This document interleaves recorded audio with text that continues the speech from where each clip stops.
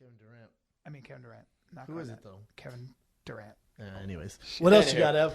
Let's talk about Chris Weidman. He pulled out of his title fight with Luke Rockhold. Yeah, it must have been really bad. If you guys looked it up, he had a huge bulging, I think, vertebrae or something like that. Yeah, C6 and C7s. It was really bad. He thought he could get an injection. That's how tough this guy is. He didn't say anything. That's in his neck. Thought he could get an injection. He wrestled forever. He's been fighting forever. So he finally caught up to him, but he thought he could get an injection, just, get the inflammation out of there and continue to fight. No. But they're like, there's no way, man. You keep doing this, you're paralyzed, basically. So just a little rest, maybe some surgery, and he'll be back in no time. So now you got Bisping versus Rockhold. Yeah. It's tough because we've seen that kind of fairly recently. Yeah.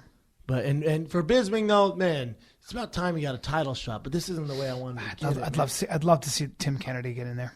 That ain't happening. You can't be as outspoken as Tim Kennedy and get a title shot. Plus, he lost his last fight, so it doesn't make sense. He did lose his last fight. He's not around anyway.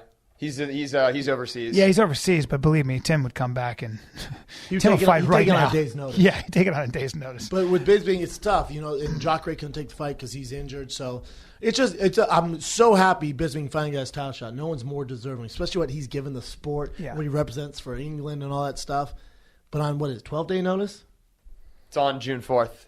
It's tough, man. Quick. 2 notice, maybe. Not. It just sucks to get a title shot that way because chance of him getting it again, not good. Yeah, and Rockhold, it's just a tough fight, man. I don't see that card doing well number wise. Hey, Luke, please don't kick him on that side of the head. He needs that eye. Well, last time he kicked him in the head and choked him out. Yeah. Hit him with that one-arm guillotine. I remember that. Yeah, one-arm guillotine. And then who's the co-main event? Co-main event is Faber Cruz. Yeah, it's Faber Cruz. Does nothing for me. I love both those guys. That does nothing. Does it do nothing for you because you think Cruz is going to beat Faber up pretty easily, or I don't know. I'm just not excited about it, which is very strange for me. I love both those guys. Uriah is one of my favorite. Think about how tough Uriah is. Like nobody's ever, with the exception, I guess, of Aldo, but nobody's ever really. I mean, he always brings it no matter what. He's always just losing or he's just a scrappy motherfucker, man. He's so tough. Yeah, fighting for the world title. Breaking both his hands against Mike Brown. Remember that when he was throwing elbows? Against Aldo. Well, Mike Brown, he broke both his hands. He was throwing elbows, that's right. Yeah, and he was throwing these crazy. And I said to him, I go, had you ever done that? He goes, not really. He goes, I was just throwing my elbows. I was like, God damn. I don't know why, but for whatever reason, I'm not excited for that one. I don't know why. Because probably just because they've been promoting that rematch for years and just injuries keep delaying it. TJ Dillashaw, Dominic Cruz is sick. Yeah. That season of The Ultimate Fighter, though, they were supposed to originally fight after was what, like a while ago. 5 years ago? I think I'm just over it. It's like, you're just man. like, you're over it. All you feel like you got honey. Obviously, by the way, the UFC really picks and chooses whether or not the champion, when he loses, gets an automatic rematch or not. I mean, they're just like, yeah, TJ, no, thanks. You're the most exciting fighter. We've seen it in a long time, but and thanks for winning. But now you're obscure. And now go ahead. Hey, Aldo, thanks for the 10 years. Thanks for the 10 years, but you got knocked out. You don't get to redeem yourself. Thank you. See you later. You take a seat for a year and a half. And then I guess Weidman, Rockhold. Yeah, let's do him. Let's do them, though, again. There's no consistency. Well, you're shooting a show with Dana White. Maybe tell him in person. I'm going to. You're not going to do shit. I'm actually going to ask him I guarantee. Well, I swear to God. Not like that. Excuse me, sir.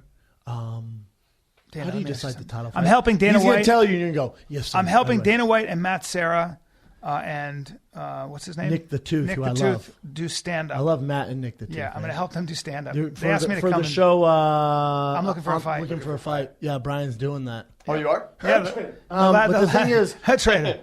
The Laugh Factory asked me to do it. I was like, all right. I love Matt Serra, too. I mean, I can't wait to see him. I haven't seen him in so long. So it'll be fun. Be interesting for me to teach them stand-up. I think they have a day. When are you doing that? In June, Saturday, right? And then they perform, it's June 4th and 5th. So during the day. When do we go on Ridiculousness? The 20th. Of June. June 20th. I'm excited about that. Me too. Love that show. It's going to be good. I'm always afraid I'm double booking. What else you got, Ev? ESPN is airing a 30 for 30 on Ric Flair. Does that do anything for you? I mean, Ric Flair is a legend in the wrestling world. I wasn't never balls deep in that world. Will Sasso has to take this one from here. Will's going to be so excited. I'm sure a lot of people are excited. We can actually call him. I'll watch it for sure. I'll watch it for sure, and then it'll be different. but I'm not like too crazy. What else you got, Ev? All right.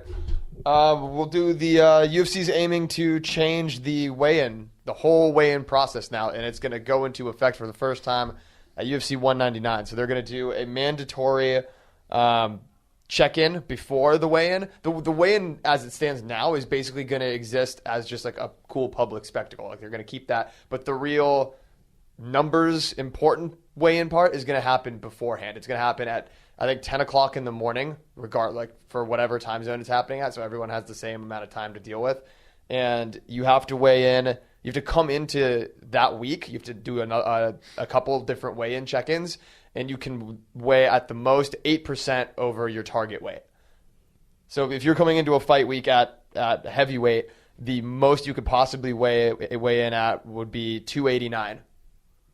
Jesus Christ, that's a lot of weight. This is nothing new. I hate to shit on their whole concept here.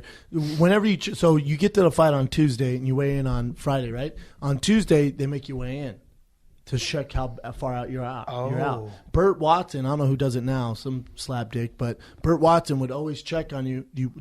Even me as a heavyweight. As soon as I touch down in Vegas, California, Brazil, wherever, you weigh in to see how close you are to your weight. Wow. And then they weigh you in the next. And you want to always be within 10 pounds? I never cut weight, Brian. Right, no, I'm saying. But they just want to make sure you're not, 30 pounds over it. But even if you are and they got to weigh you in, they want to know and they're checking on you all the time. Right. This is nothing new. This is just So when people don't make weight, a lot of times it's not that big a surprise. No, everyone knows. Yeah. They know for most part. Yeah. Like a guy be close, like fuck me close. They know if he doesn't, they're upset. But I guess weighing in earlier is cool because then the guys aren't dying by the time they get to the weigh-ins at like 2 or 3 o'clock. Exactly. So that's cool. That's the benefit. Weighing early is the benefit. That's cool. Yeah. So a guy like Conor. But hold on, if you weigh in at 10 a.m. and then the spectacle's at 4, when you weigh in at 4, you still have to maintain that weight, or do you just get up and they go 130? What you were in that morning, no matter what. 135. We'll have to see how that goes down in execution. Yeah, we'll see. It's interesting. Not that big of a deal. I will do one more current event then. This is an interesting headline. Swarms of octopus are taking over the oceans. So basically what's going on here is cephalopods, which are the